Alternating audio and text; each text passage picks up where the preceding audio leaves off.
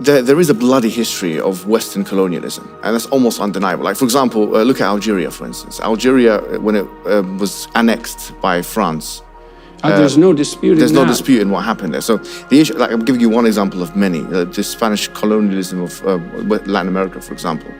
There are things that happened, and I'm not saying that's not things that happened on only just on the Western front. Yeah. There are things that happen on the Muslim front as well, of course. This is true. Yeah, no doubt about it, right? No, I'm not going to stand here and defend the Muwahidun who came and were very intolerant to Jews and Christians and kicked them out of their homes and so on like that, who existed in Spain as well, in fact. So the point is, I feel like, I don't know, as a psychologist, I think my question would be to you, don't you think, is it of any benefit to be concessionary in this regard? Like, to start off a discussion by saying, like, we know that these are things that could cause resentment. Yes. Right? Because, like, for example, I know a lot of Algerian people, and this is very clear in their historical memory. Yes. And the accusation will be that the West have colonial amnesia here. See, the point that I'm trying to make is simply this. There are things have happened in history, and there are things have happened because of Islam in history. Because of the hatred and bigotry that is preached against non-Muslims by the Muslims throughout history. That was the reason why those things have happened. But the way he framed his argument, he was trying to portray himself as the victim. When Muslims are the perpetrators, who are the eternal aggressor? Muslims. If you discount this notion that Islam was responsible for those things, then guess what? You are being part of the problem. The way he framed his argument, that there are things that can cause resentment, I understand, but what was the cause? Think about October the 7th. Hamas invaded Israel on October the 7th, and that is why Israel went on to bombing Gaza on October the 8th. If you are ignoring the cause,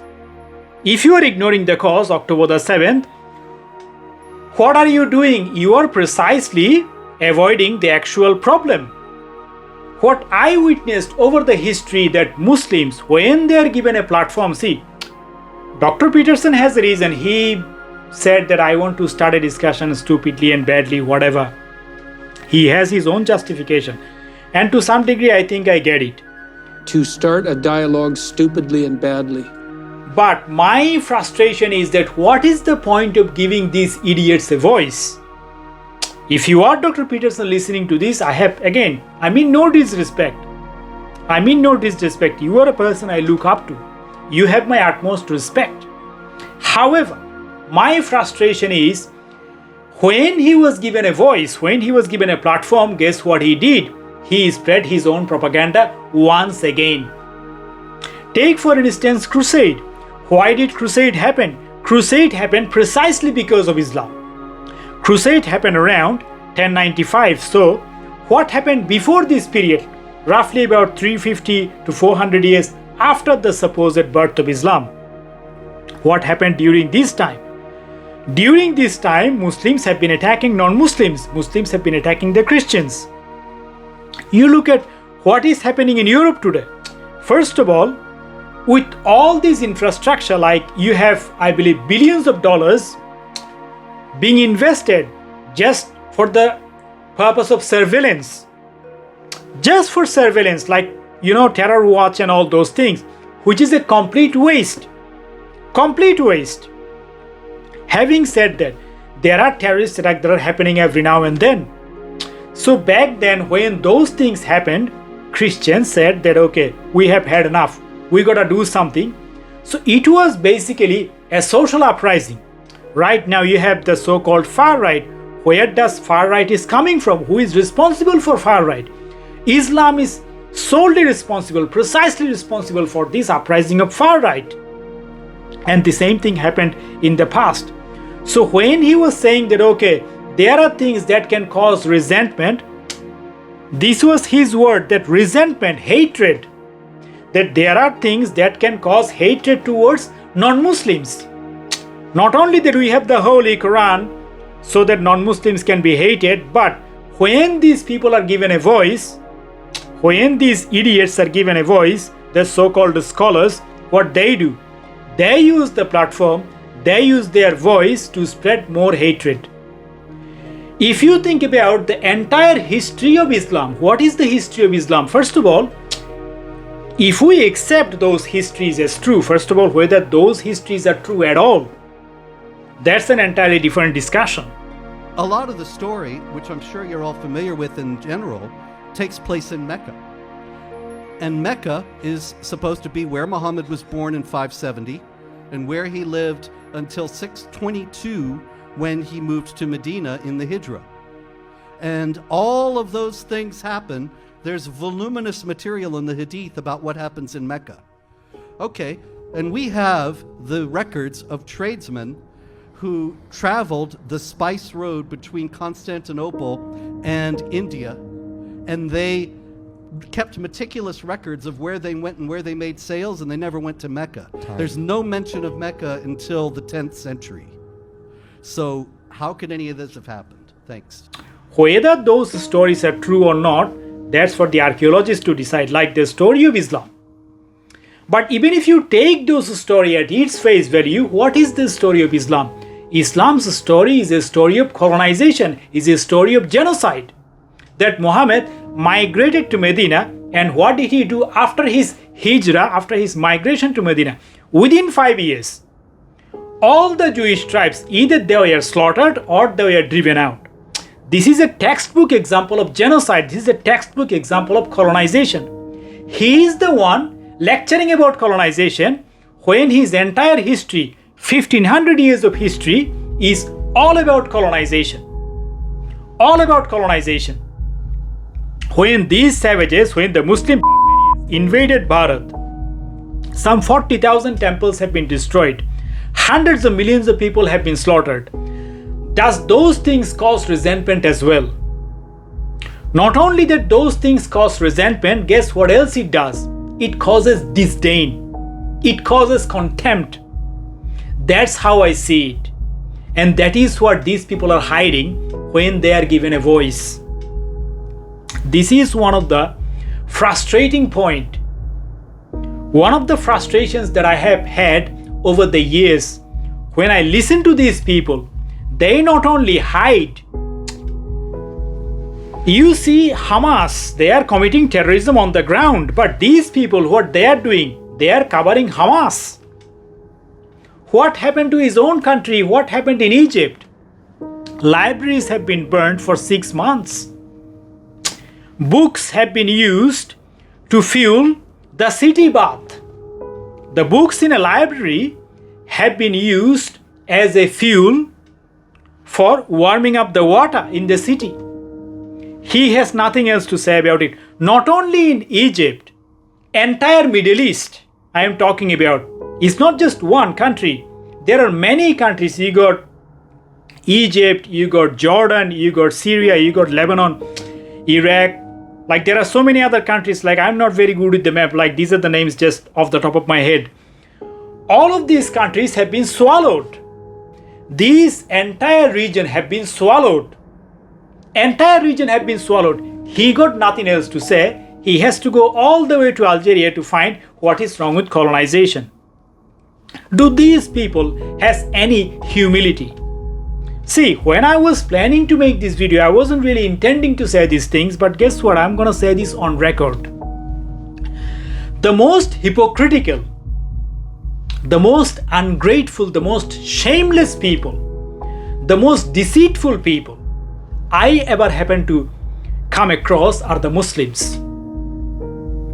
The most shameless people that exist on this planet Earth are the Muslims, and I'm gonna say this on record. Because how Muslims behaved. You can see the example, like a couple of days ago there was a debate, Oxford Union Debates Kashmiri Independence. Indians would have you believe that their freedom struggle against the British was justified and ours is illegal. And I remind you that they were a colonized people and now they've become the colonizer. The irony. If anything, India has taught us the route to permanent colonization, that given enough time, occupation can be legitimized, delayed by decades, and then use the excuse that Security Council resolutions, international law, Geneva Conventions, anything and everything no longer apply. What happened to that same valley, Kashmir? This was one of the places where some of the greatest civilizational philosophies came out of.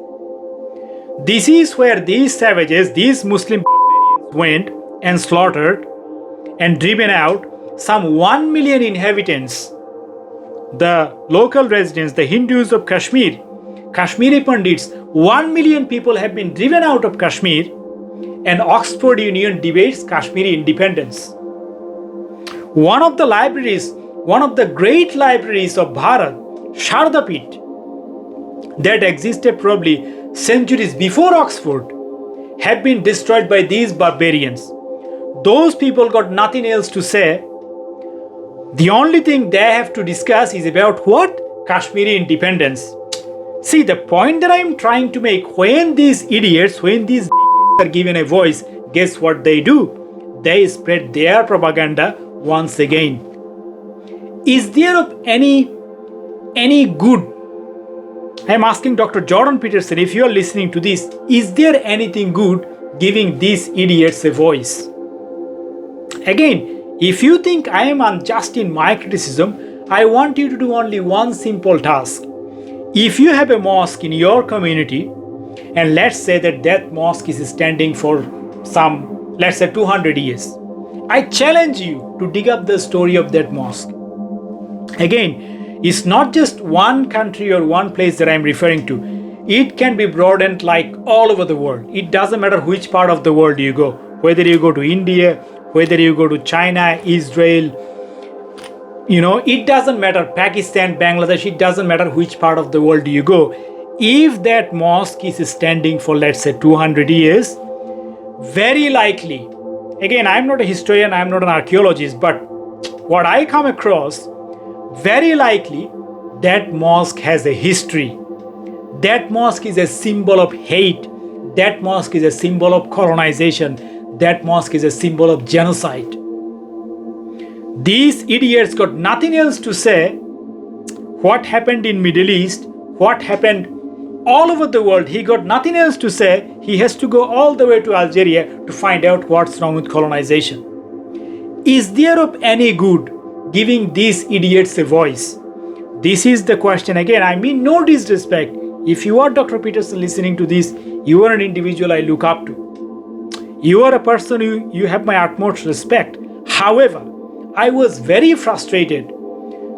First of all, see, when we are engaging in a dialogue, there are things have happened in history because of Islam. Has he even acknowledged this fact even for once in that 1.5 hour conversation? He didn't acknowledge that fact. He did, I am not here to defend them, which was a lie, by the way, which we just discussed. But the point that he tried to portray, the way he framed his argument, that there are things that can cause resentment. Resentment, that is the key word here. Not remorse. What was his point? Resentment. His point was hatred. That there are things that can cause hatred for the non-Muslims. Not only the hatred that we are introduced by the Holy Quran, putting those things aside, but guess what? That there are other reasons as to why Muslims should hate non-Muslims. This is precisely what his point. Again, if you think that I am unjust in my criticism, I want you to do this simple task.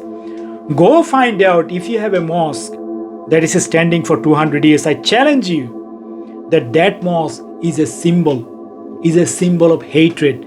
That mosque is a symbol of colonization. It is a symbol of genocide. I want you to prove me wrong.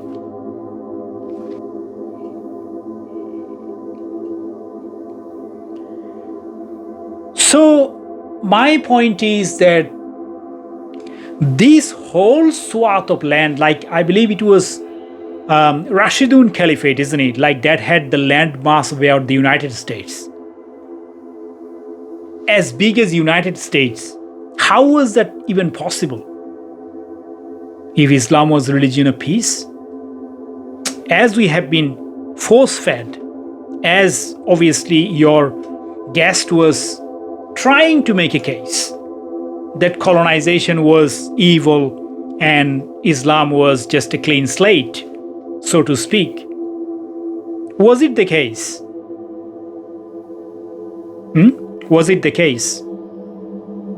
And if the ultimate goal of life is to make peace, what is the cost? At what cost? At the cost of civilization. Is that a possibility?